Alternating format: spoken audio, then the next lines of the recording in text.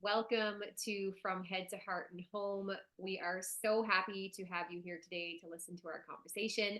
This channel is created by women, empowering women to take intentional action in creating the life that you want, with your hosts, Carla Center, subconscious healer, and myself, Shanda Soretti, certified coach.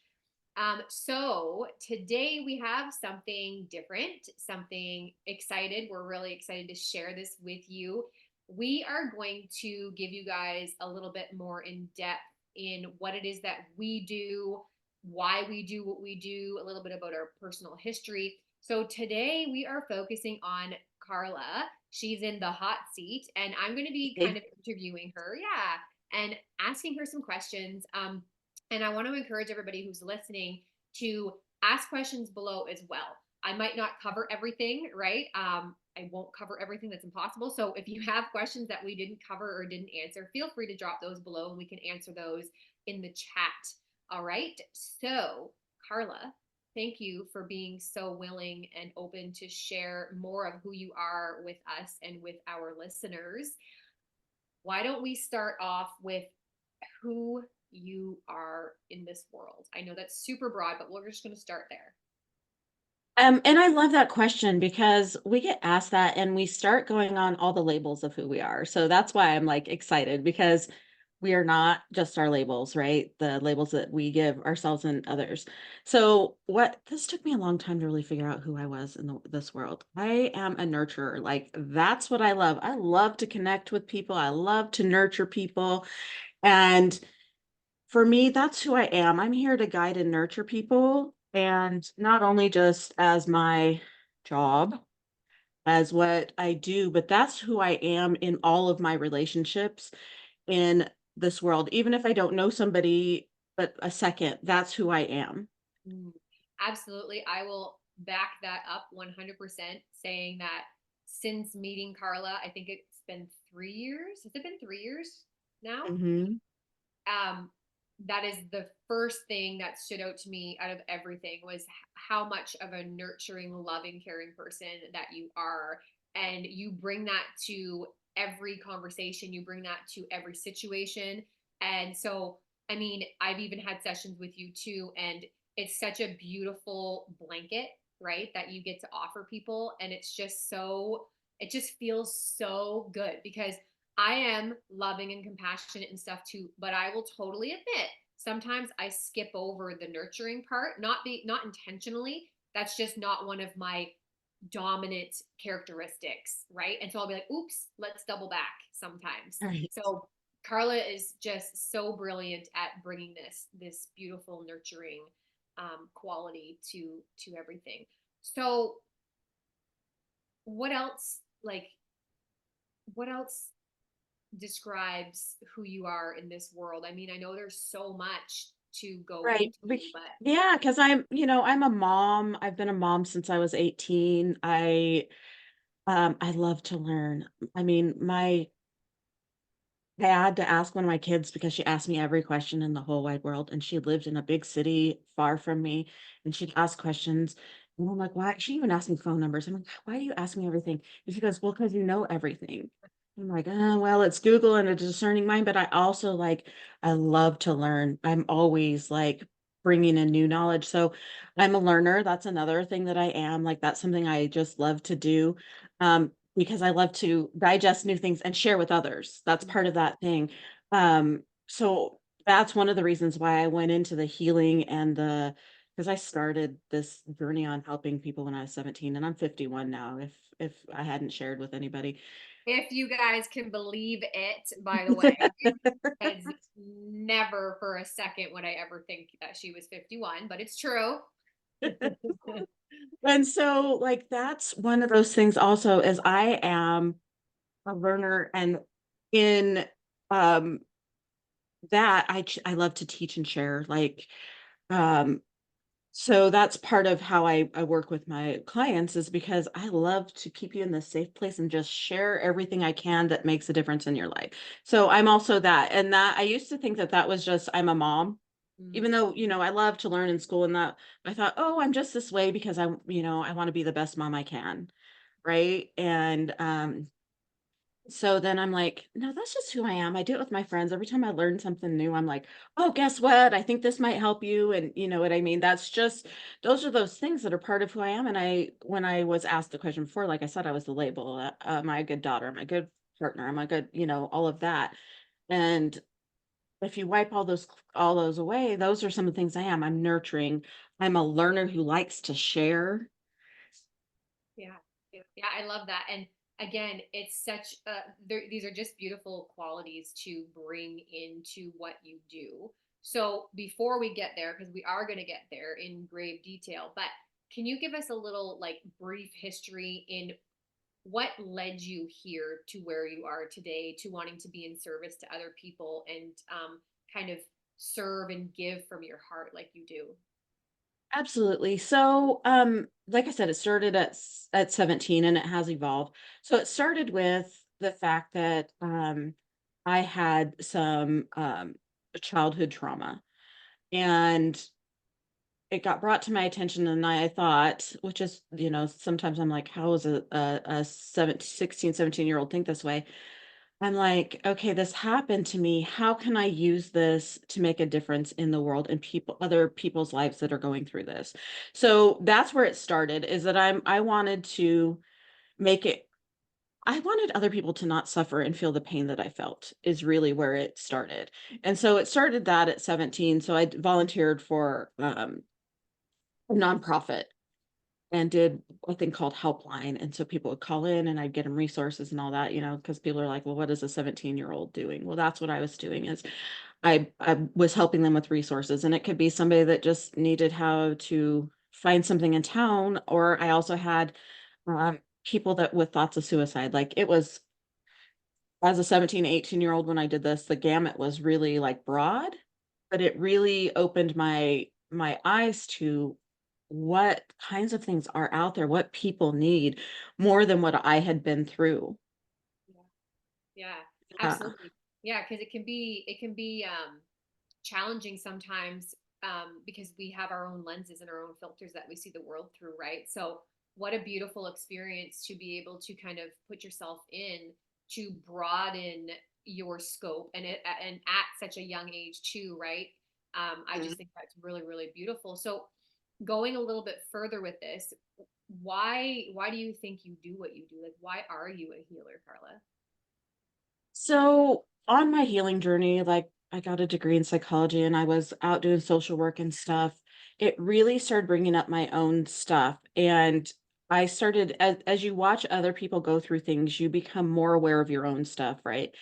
And so as I'm going through, no matter how hard I tried in relationships, like, my relationships would be unhealthy, to say the least. Like, was I aware of that? No, but I thought, "Oh my gosh, I'm gonna end up alone. I have this horrible picker."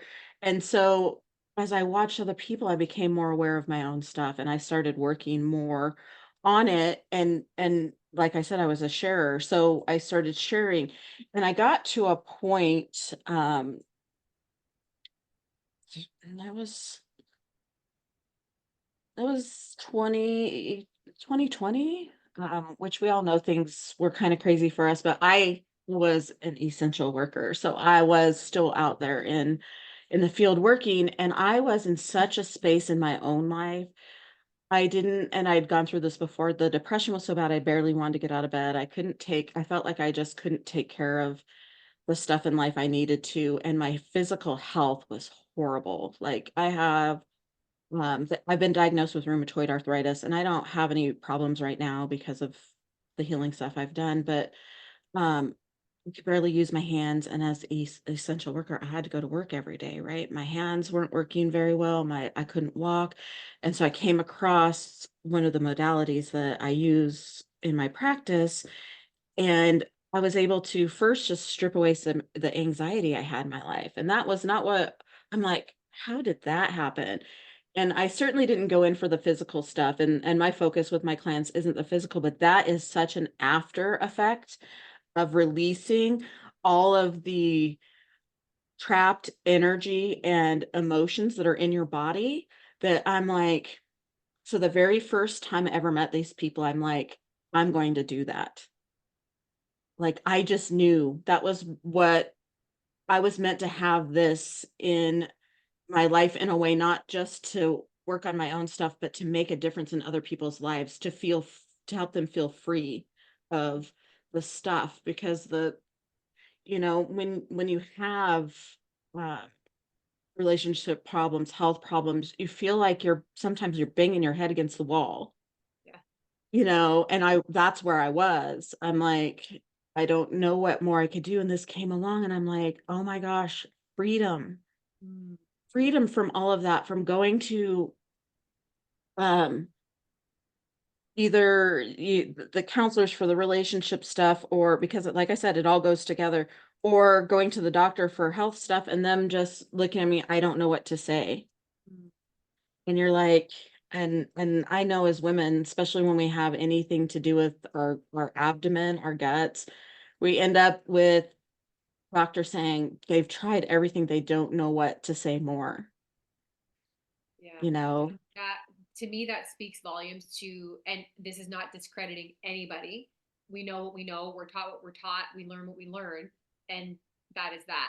But it speaks volumes to the energetics behind all of the stuff that you do, right, with clients. Some of those unexplainable things that people would call them like miracles or cures or what have you, right? Yeah, Right. Right, and when I went through my stuff, I found it was traumas that had happened when some stuff is even, in utero, some stuff is really young, and why in the world did that have anything to do with how my hands felt, how I walked, stomach issues, and so that's why I went that way. I was like, I didn't blame the doctors. I thought there was just like, I'm just some weirdo. They can't figure it out. right. Um, and I, by the way, I had my primary care doctor and I never listened to him. So about doing yoga, the man had been telling me for years, he goes, you have so much stress in your life. Please do yoga. Well, how was I going to find the time to do yoga? Right. Because I was taking care of everybody else. I wasn't taking care of me. And how am Right. I going to find time to do yoga? So was there somebody out there that did suggest something that could have made an impact? Absolutely, but I wasn't ready to receive it. Right. And how perfect that the story you were telling yourself, I don't have time to do that, or that's not going to work for me, or yada, yada, yada, right? Supported exactly that pattern that would play out, right? Yeah. Mhm. I find that so fascinating. And the other thing that I really loved, what you were talking about is like sometimes I'm going to just say we sign up or we enroll for something because we think we need that thing or we think we need something to do with that thing. So we sign up for the thing, but what we actually get is something totally different that we actually needed, right? It's like Right, that thing we sign up for is the stepping stone, but we get so much more beyond that, right, right? Yeah, right. yeah.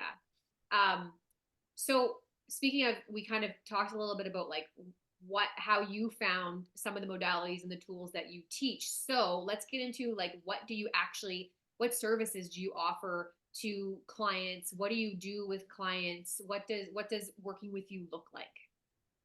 So I work with clients on relationships. Like we find um, one of the first things I have them do is we look at your attachment style. And why do we do that? Because it gives us an idea as we're working on awareness of what your behaviors are.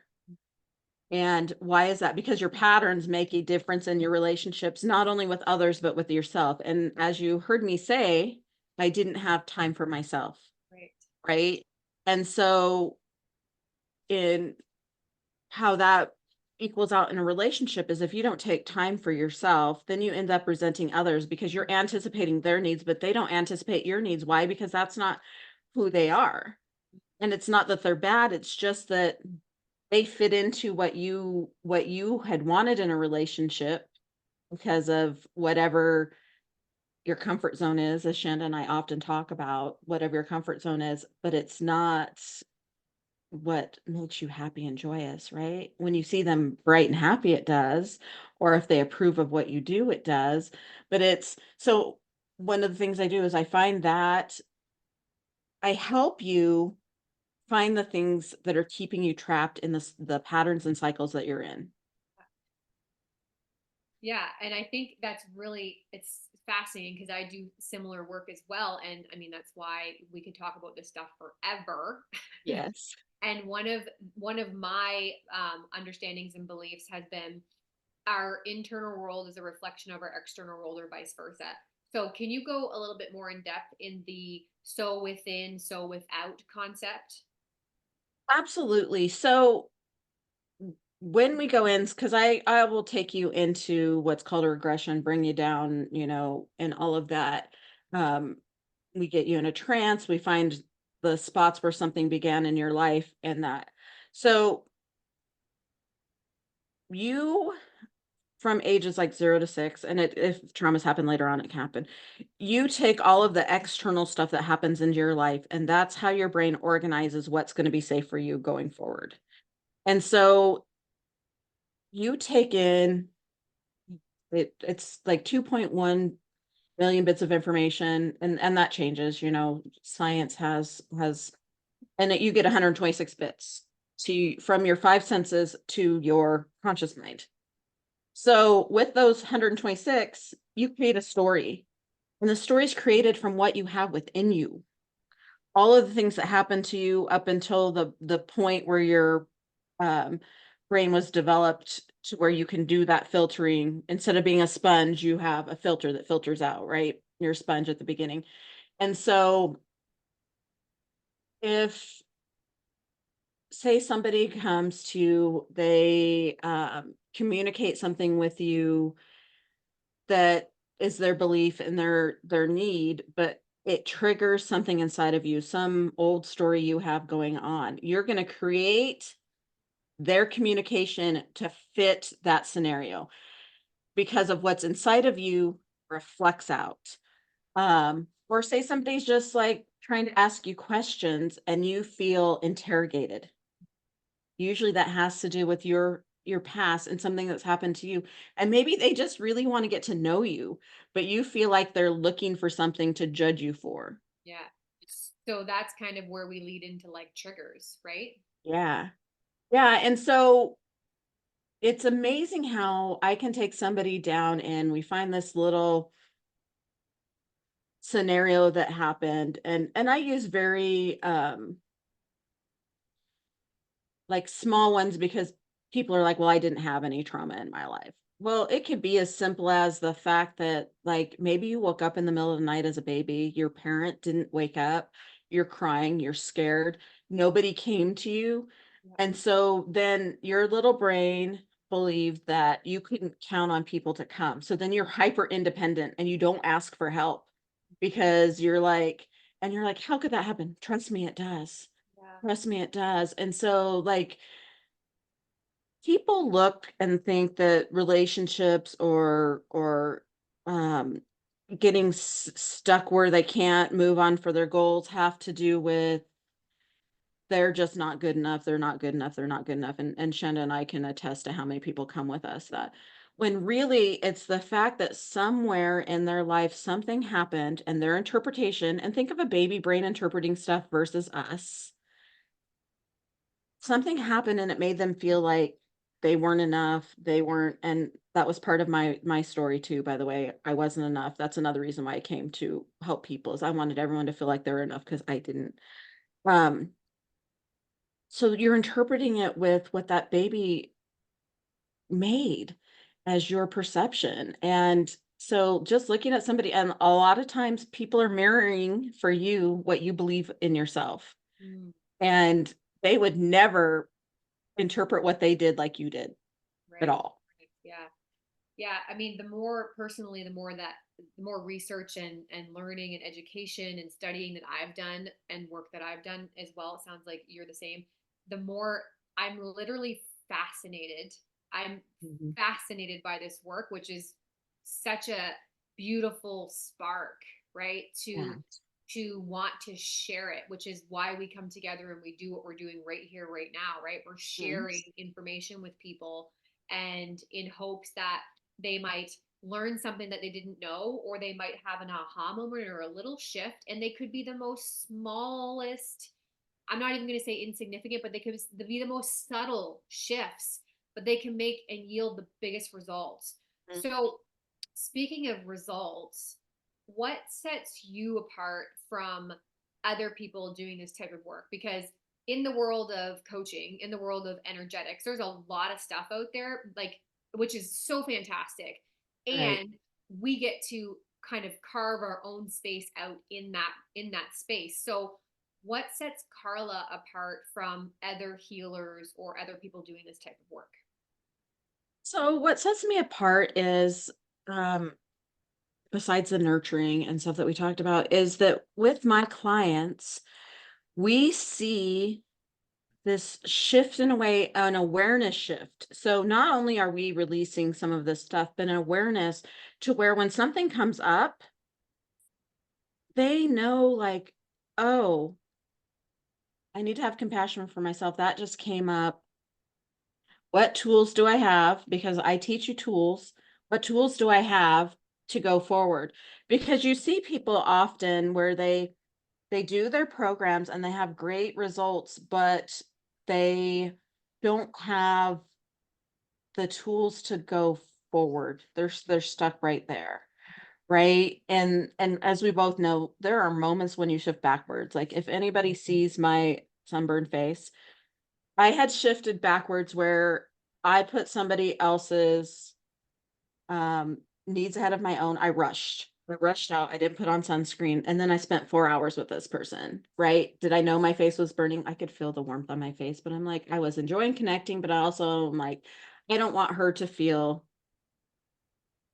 like I don't care. I should have just said, hey, I gotta go. My face is getting burned. Let's.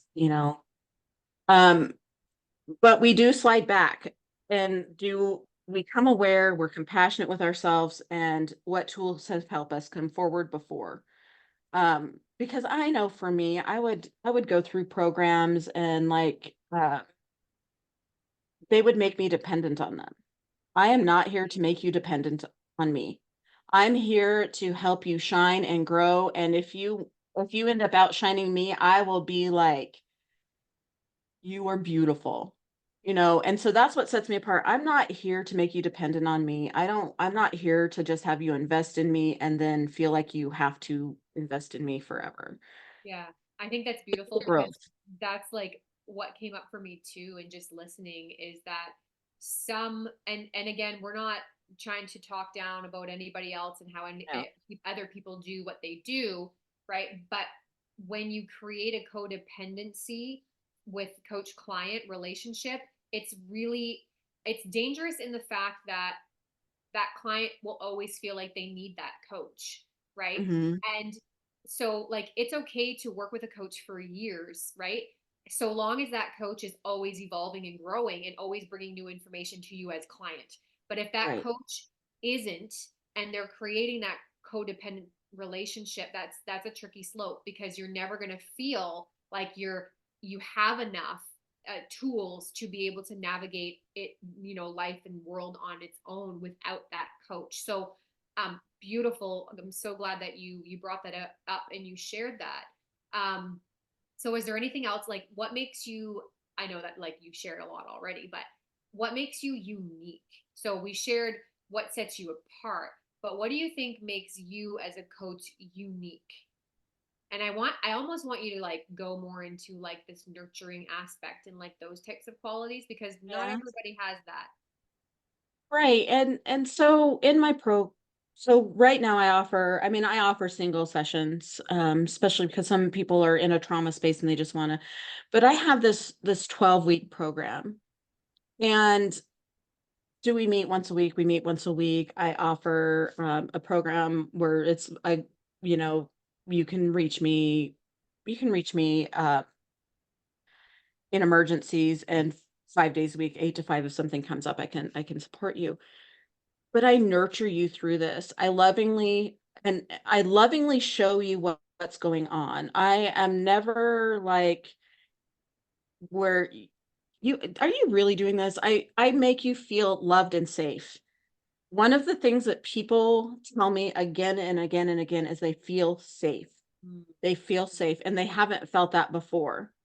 And that's part of that, what I said about evolving. I've had coaches where you get done with the program and then they're trying to get you to sign up again and they're like, it's better this time. And so then you doubt yourself, like, was my progress not that good and should I have waited? Like you doubt yourself. I make you feel safe, loved, and like you are the most beautiful person you've ever been. Why? Because I believe that. I believe that we all are these beautiful, unique beings and that we bring something special to the table. But we have been brought into these little boxes to be somebody that we're not, and we feel so unfulfilled, so stuck, so frustrated. And I hope you open that up and find who you beautifully are, uniquely you, not who I am, who I believe you are, but who you are. You find that with me. Amen. I love that. I love that. Out of curiosity, Carla, do you know what your archetype is? I don't. I don't. I'm totally just gonna go out on a guess, but I would definitely think you're probably like the mother, right? Just with all the nurturing and the Yeah. space that you do hold. I would believe that because the other stuff I've been what they call earth because I really do like bring in that nurturing. And the one thing that we didn't the leadership we did, I was a supporter. I have always been that like bring people in, hold them in, love them. And I just enjoy that. Like, you know, have I in the past felt like because you can still take on anybody that finds themselves as a nurturer, you can take on too much. And you realize like I have forgotten about me because that's part of my program too. People are like, we're focused on your relationships, but really your relationship with yourself, ding, ding, ding, is most important. Yeah. Yeah. And you know, as a nurturer, you're like so focused on others, you forget to focus on yourself. But I teach you how to do both. You Yeah. can do both. Yeah. I think it's really cool. Like this is a perfect example of how the thing that we feel holds us back or keeps us stuck, the thing that we feel like is the weight that we need to let go, is Mhm. actually our superpower, right? So for you back in the day when it was like you were people pleasing, right? And please correct me if I'm putting words in your mouth, but I'm You're pretty sure I not can say this in confidence us people from pleaser, stuff that doormat, whatever you want to call it. yeah. So people pleasing and being self-sacrificing, right? Putting everybody before you to your own detriment, and then being able to flip that into something that is so beautifully grounding and nurturing and just holds this loving and safe space for your clients. Like back in the day, you probably never thought that those things that were kind of hindering or adding to your pain would actually be like your superpower. And I think that is so cool being able to transmute or transform our pain into a superpower. Right. Yeah. Right. And it's something because it's something that's always been me, but then Right. people had taught me that it was a flaw in Mm, who I was. When no, it was my superpower the whole time. It's a beautiful thing about me. I embrace it. Um, and you get to look at it like, okay, there are certain things that I've allowed to happen because I'm this, but that's me and my learning process, right. right? Right. Yeah, absolutely. We need to learn the lessons along the way to end up to where we end up, right? Into that Yeah. heal, not that we're ever complete, but into that healing, evolving human that we are, right? That higher version. Okay, so I'd like to shift gears for a second, and I would love if you could share something about you that people don't know. Like, there's lots people don't know about you. So, what is something that you feel like sharing that's on your heart that most people don't know? Most people don't know. I'm pretty open book. So um, I'm sure if anybody's watched my page, they know I love to travel. So I love to travel. Um, I absolutely love spending time with kids. Mm, It is. I'm the one who walks it's funny 'cause I'm the one who walks in a room and somebody's like, "My kid doesn't like anybody," and the kid's got their hands out to me, the baby. And that's probably part of that nurturing thing. So I actually recently, volunteered to watch 3 little kids, for somebody in my life, and, they're 1, 2, and just turned 5, and they were little, and people were like, "How could you do that? Why why would you go," if and they live like 800 miles from me, so I wasn't near home, I wasn't near anything, but the connection you can have with children is such a beautiful thing that you don't get on an everyday basis because they are so real and they are so honest and authentic. And for me, being authentic is such a beautiful thing. And I just love watching them grow and expand. And, sometimes, I had this baby that this 1-year old who reached out to me when her grandparent brought her to me. And she melted my heart, and I'll tell you at the end when her parents got home, she had a snack in her hand, she looked at me and could care less that I was leaving. And it's just that beauty in that we had a good relationship, it wasn't because she was dependent on me, it was just because she loved our interactions together. She just and it reminds me of how my clients can flourish, and, and that's what I love about kids because it takes you back to that reminder when all the chaos is going on.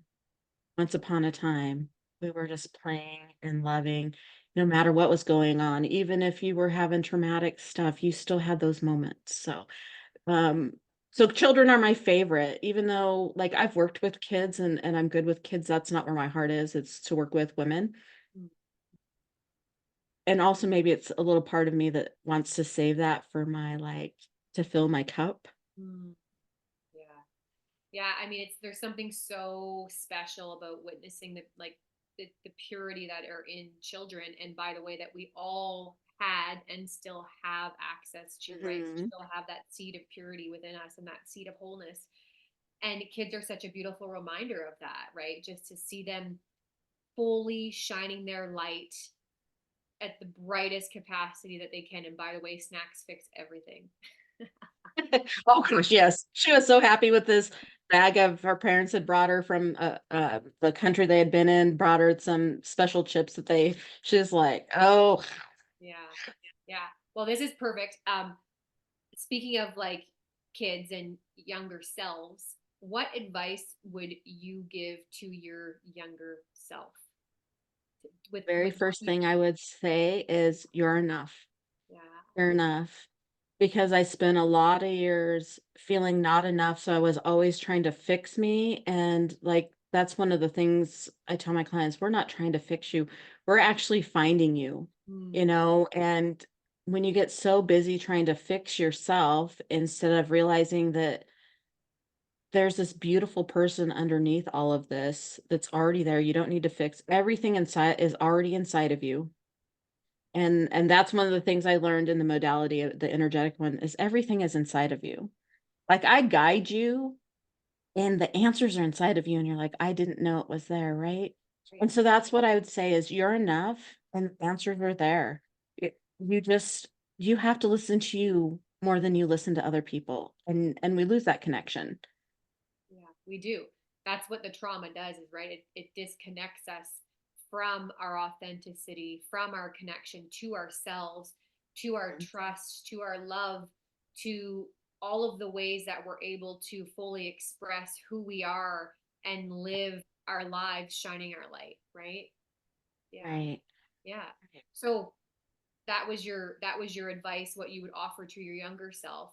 What about sharing a message to our listeners today, like sharing something from your heart that you're like, you know what, if I could rewind the tape, not that we ever want to go back in time, that's my belief, but if we could rewind the tape, what is something that you would share for our listeners today in order to support them moving forward on their journey? Listen to your heart and your gut know. Your head, like I told you, it gets a minimum amount. And we tend to overthink and we cut ourselves off from what our we innately know we need.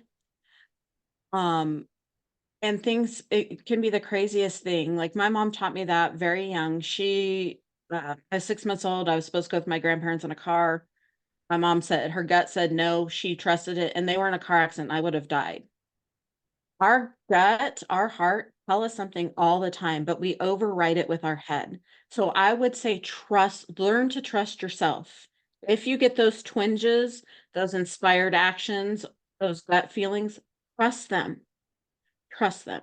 Yeah, that's solid advice. And I can concur with that one, even just applying it to my own life, right? It's like when we listen to those nudges, it's it is incredible what comes from that when you can step into trusting that those nudges are there to support you. So beautifully said. What a beautiful share. Um, so before we wrap up, there's two more things that I would love to know. What are you currently working on right now that you want to share with listeners? So right now, the current program that I'm working on is this a 12-week transformational. And like I said, they see me once a week. I give you stuff to do between our sessions that is tailored to you. All right. I ta- So why don't we finish with our final yeah. question, which is where can people find you? Where can they go? How can they find you? Tell them. Okay, so you can find me at carlaenergyhealing.com. On Facebook, I'm Carla Ragsdale Center. Okay, and as you see on YouTube, but you can also find me, email me at carlathehealer@gmail.com. Okay. We'll drop all that below too in the notes so that it's there so people can just copy and paste. So look below this video to find those links. And before we complete, is there anything else, Carla, that you want to share today before we wrap this up? Remember, you are beautiful, no matter what you've been through, no matter what's going on. We all have the trial and tribulations and think that nobody understands, but you are beautiful just for who you are, and there is somebody out there ready to support you and guide you through this rough time. Beautiful. Yeah. Thank you. And thank you, everyone, for tuning in today with Carla and I. This was a really cool opportunity, a really cool way to just kind of switch it up and for you to get to know more about Carla. So if you guys want to learn more about what she does, if you have any questions, post them below.